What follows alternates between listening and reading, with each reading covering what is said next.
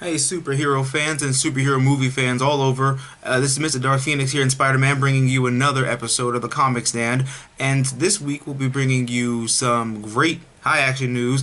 Marvel has this been confirmed that they are looking for, quote, a physically imposing man, age range 40 to 50, Caucasian, for a supporting role, and that role is for Avengers II side villain Baron von Strucker, which is really damn good news, if you ask me. Who do I think is the imposing 40, 50-year-old man? I'd say John C. McKinley. Yeah, Ed Perry Cox from Scrubs, in case you don't know.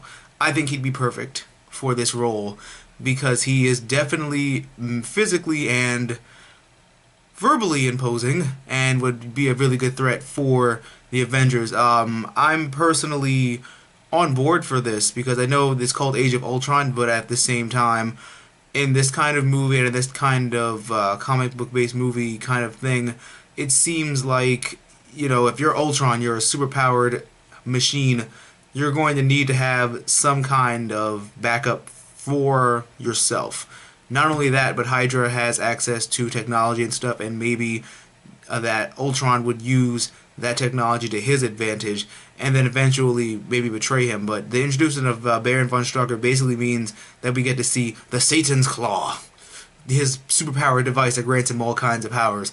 And having Tony Stark basically make Ultron basically gives us the door to open to a lot of other stuff, like maybe, hopefully, Black Panther showing up?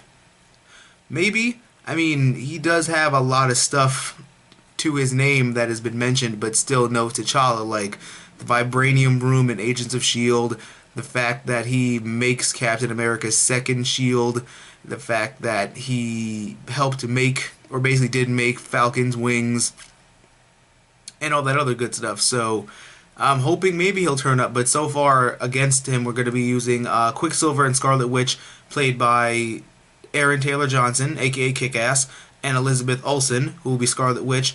And basically, we all know their origins, that they are part of the Brotherhood and children of Magneto, but unfortunately, since they don't own the rights to say Magneto, they're going to make them henchmen and basically their people for Baron von Strucker instead. Basically the same two villainous people, but working for somebody else.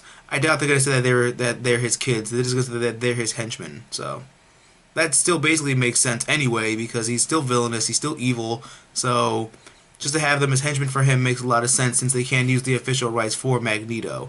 But switching that is really cool. I really like that. Baron von Strucker is going to be a great character to add.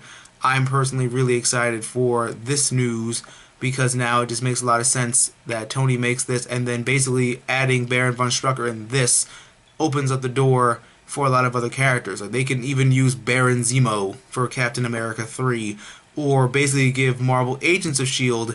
a really big bad villain. Like, they can even use Baron Zemo for Agents of S.H.I.E.L.D. and then lead him into Captain America 3, or anything like that. So basically this introduction of this character makes our possibilities endless, and I'm really liking that because I hope that it doesn't. A lot of comic book movies now are kind of overshadowing a lot by adding a lot of villains, but I feel like this is good for story purposes, and this is really good. Now the Agents of S.H.I.E.L.D.'s on the table, we need to have introduce more characters in the movies, so that way when they go onto the TV show, it still lives up to that hype, and it still adds that level of excitement that people have for the TV show. Like, if in my significance video for Agents of S.H.I.E.L.D., I mentioned that the show is the purpose and the jumping ground for Origins, so that way when the movie or whatever else comes out, we don't have to worry about Origins, and it's going straight into the action and straight into what we really want to see most.